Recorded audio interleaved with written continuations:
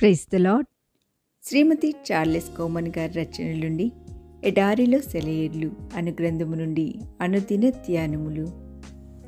యెహోవా కొరకు కనిపెట్టుకొని ఉండుము, ధైర్యం తెచ్చుకొని నీ హృదయమును నిబ్బరముగా ఉంచుకొనుము. కీర్తన గ్రంథం 27:14. యెహోవా కొరకు కనిపెట్టుకొని ఉండుము, ధైర్యం తెచ్చుకొని నీ హృదయమును నిబ్బరముగా ఉంచుకొనుము అనే మాట ఇంగ్లీష్ బైబిల్లో యెహోవా కొరకు ఎదురు చూచుచు ధైర్యముగా ఉండుము, అప్పుడు ఆయన నీ హృదయమును బలపరచును అని అనువదించబడింది. ఒక ప్రార్థనా పుస్తకంలో ఇలా రాయబడింది: దేవునిపై ఆనుకొని విశ్రాంతి తీసుకో. విరామం లేని మన ఆధునిక జీవితాలలో మెలకువ లేకపోతే మనం ప్రమాదంలో పడిపోతాం. మనలో అనేకులు అభిరుచులతో కాలం గడుపుతున్నాం. కొండల్లో కెమెరా చేత పట్టుకుని ఫోటోలు తీసుకుంటూ తిరిగే ఫోటోగ్రాఫర్లా మనం వ్యర్థంగా కాలం గడుపుతున్నాం. ప్రభువైన యేసు ఎదురుగా కూర్చుని కాలం గడుపు. అక్కడ నువ్వు అనేక విషయాలు నేర్చుకుంటావు. ఏదో ఉదయం కొన్ని నిమిషాలు, రాత్రి కొన్ని నిమిషాలు గడపడం కాదు, ఎక్కువ సమయం గడుపు. సమయం దొరికినప్పుడల్లా గడుపు.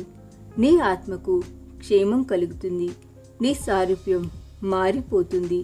ప్రతి ఉదయం ఒక అరగంట సేపు ఏ పని చేయకుండా ప్రశాంతంగా కాలం గడిపే ఒక స్త్రీని గురించి నేను విన్నాను. దానిని ఆమె పాఠాలు నేర్చుకునే ప్రశాంత సమయంగా పిలుస్తుంది. అలా అరగంట సమయాన్ని మనం ప్రశాంతంగా ప్రభు సన్నిధిలో గడిపినప్పుడు ఆయన సన్నిధిలో మనం నేర్చుకునే పాఠాలు రోజంతా మనకు ఉపయోగపడతాయి. ఊరకుండుము, నేనే దేవుడినని తెలుసుకొనుము అనేది ఎంత అద్భుతమైన మాట. కీర్తన గ్రంథము 46:10. కష్టాలు కేకలు వేయకు, మౌనంగా ఉండు. నువ్వు క్రింద పడిపోతావని, నువ్వు కుప్పకూలిపోతావని నీ శత్రువులు ఎదురు చూస్తున్నారు. నీ మొండి ధైర్యాన్ని చూసి వాళ్ళు విరగబడి నవ్వుతున్నారు. కానీ లెక్క చేయకు, ఇదే దారి, దీనిలో నడువు అనే మెల్లనిన స్వరం నీకు వినిపించడం లేదు. అటు ఇటు చూడకు, ప్రశాంతంగా అందులో నడువు. నీ శత్రువుల విషయం దేవుడికి వదిలేయ్, ఆయన చూసుకుంటాడు. ఆయన నీ బలమైన దుర్గము. ఆ బలమైన దుర్గంలోనికి గాలి తుఫానులేవి ప్రవేశించలేవు.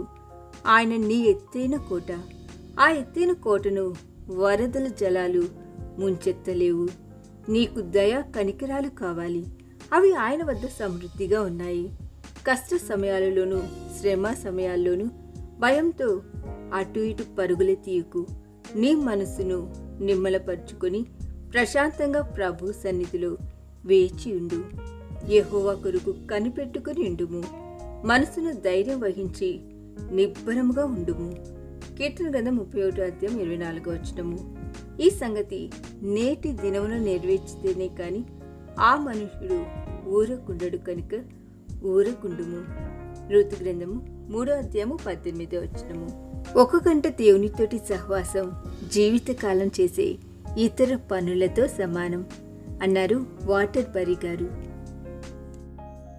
ఈ దిన ధ్యానము మనందరి ఆత్మీయ జీవితమునకు ఆశీర్వాదకరముగా ఉండునుగాక. ఆమేన్.